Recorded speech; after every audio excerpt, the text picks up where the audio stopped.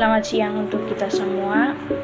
Perkenalkan, nama saya Maria Patricia Anaet, NPM 33210051. Di sini saya akan menjelaskan materi tentang Bryophyta atau tumbuhan lumut.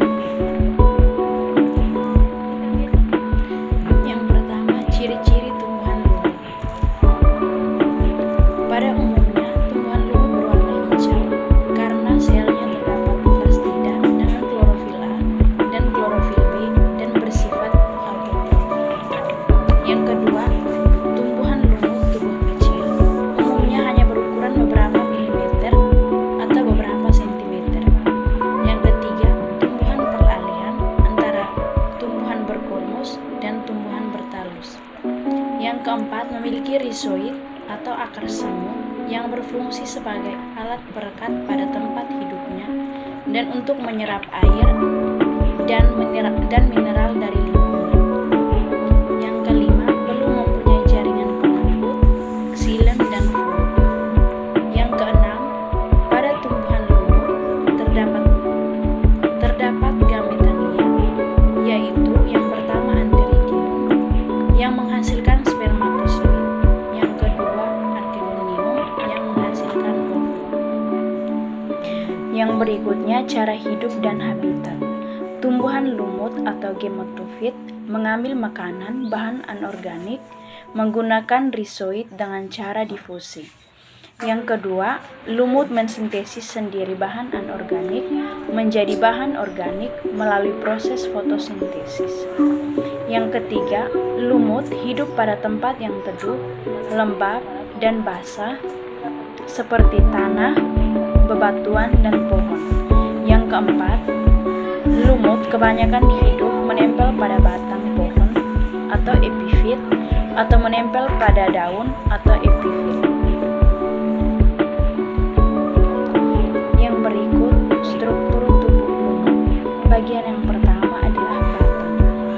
Apabila dilihat secara melintang, akan tampak susunan sebagai berikut. Yang pertama, selapis sel kulit. Pada selapis sel kulit, beberapa sel diantaranya membentuk rizoid epidermis. Yang kedua, lapisan kulit dalam. Pada lapisan kulit dalam yang tersusun atas beberapa lapisan sel yang dinamakan dengan korteks. Yang ketiga, silinder pusat yang terdiri dari sel-sel parenkim yang memanjang dan berfungsi sebagai jaringan pengangkut. Bagian yang kedua adalah daun. Daun tersusun atas satu lapis sel. Sel-sel daunnya kecil, sempit, panjang, dan mengandung kloroplas yang tersusun seperti jala dan tidak memiliki mesofil atau daging daun. Yang ketiga, rizoid.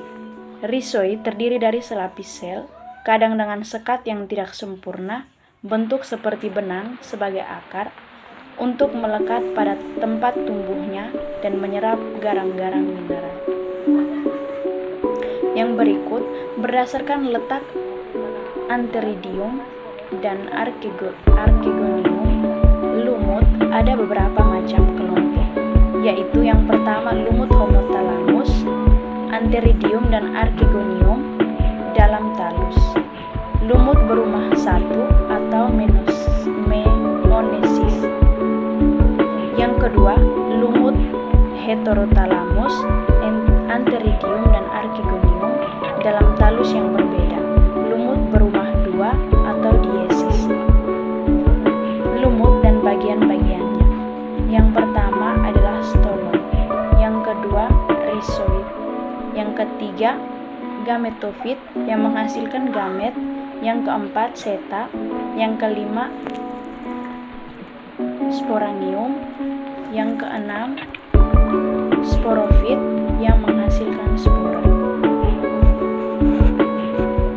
Yang berikut metagenesis tumbuhan. Tumbuhan lumut melalui metagenesis antara generasi gematofit dan antara generasi sporofit. Tahapan metagenesis pada tumbuhan lumut adalah sebagai berikut. Yang pertama, spora haploid. Spora haploid yang jatuh di tempat lembab akan berkecambah menjadi protonema. Yang kedua, protonema. Protonema akan berkembang menjadi gematofit. Yang ketiga, gematofit. Gematofit yang akan menghasilkan antheridium dan archegonium. Yang keempat, antheridium yang menghasilkan gamet jantan dan archegonium yang menghasilkan gamet betina. Yang kelima, fertilasi antara gamet jantan dan gamet betina yang akan menghasilkan zigot diploid. Dan zigot akan berkembang menjadi sporofit, terdapat sporanium. Yang terakhir, di dalam sporanium terdapat sel-sel induk spora, terdapat sel-sel induk spora diploid yang akan mengalami pembelahan meiosis menjadi spora haploid. Yang berikut klasifikasi lumut. Bryophyta dibagi menjadi 3 kelompok, 3 kelas, yaitu yang pertama lumut hati atau Hepatichiae. Pada lumut hati, tubuh berupa talus dan berakar rhizoid. Lumut hati tidak mempunyai jaringan meristematik. Letak antheridium dan archegonium terpisah. Pada umumnya, lumut hati mudah ditemukan pada tebing-tebing basah. Yang kedua, lumut tanduk atau Anthocerotaceae.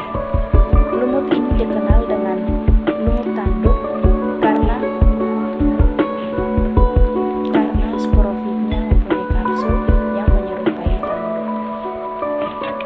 Rhizoid berada di bagian ventral. Pada lumut tanduk, talus yang lebar, tipis, dengan tepi yang berlekuk. Lumut tanduk hidup di tepi sungai, danau, atau sepanjang selokan. Yang ketiga, lumut daun. Lumut daun atau musci. Lumut ini dapat dengan mudah ditemukan di tempat yang basah atau lembab yang menempel pada permukaan batu bata, tembok, dan tempat-tempat terbuka. Pada lumut daun, tubuhnya berukuran kecil, berbatang semu tegak, dan lembaran daunnya tersusun spiral. Pada pangkal batang terdapat rhizoid yang bercabang dan bersepta berfungsi sebagai akar. Lumut daun bersporofit terdiri dari bagian kaki serta dan kapsul. Lumut daun memiliki batang, daun, dan rhizoid.